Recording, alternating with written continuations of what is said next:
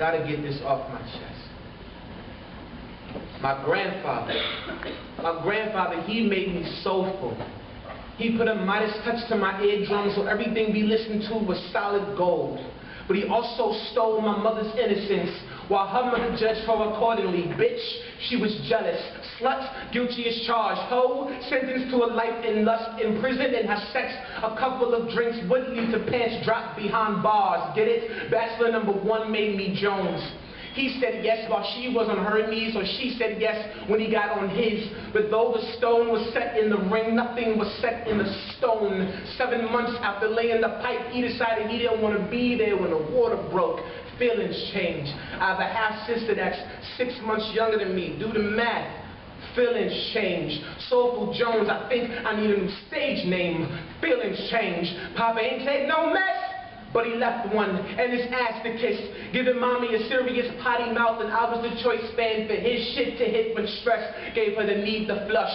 New York postpartum depression, livelihood read like an obituary. I was forced to pump gas at the child molestation while mommy was the blind counter clerk handling transactions. Face down in bachelor number 2's trunk full of up. It's gonna be a long ride. Age 9, I asked mommy if I can be her little boyfriend, cause even with the short dick, I get closer to my point of origin than they could, and I've tried to spring away 3 times without training or endorsements, but with no food to eat and nowhere to go. A race was never over without a 5-finger finish line across my face. If I slit my wrist, I can always change my mind and scream.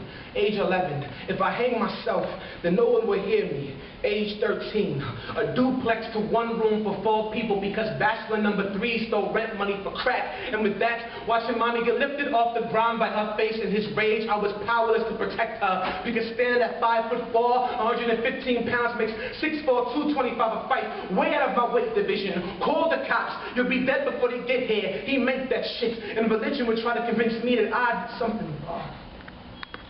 Karma would convince me that, you know what? Maybe I did. Because as much as I hated the idea of being like my father, I might as well have hawked on the mirror, because there I was, a spitting image of him. That was enough for me to believe I deserved to die. But they say there is no place in heaven for suicidal.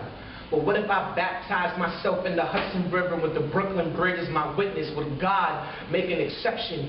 Then, vibrations in my pocket. My mother, a good man had just proposed to her, and no one else needed me to love them anymore. But that night, fate knew better and sat me as you sit.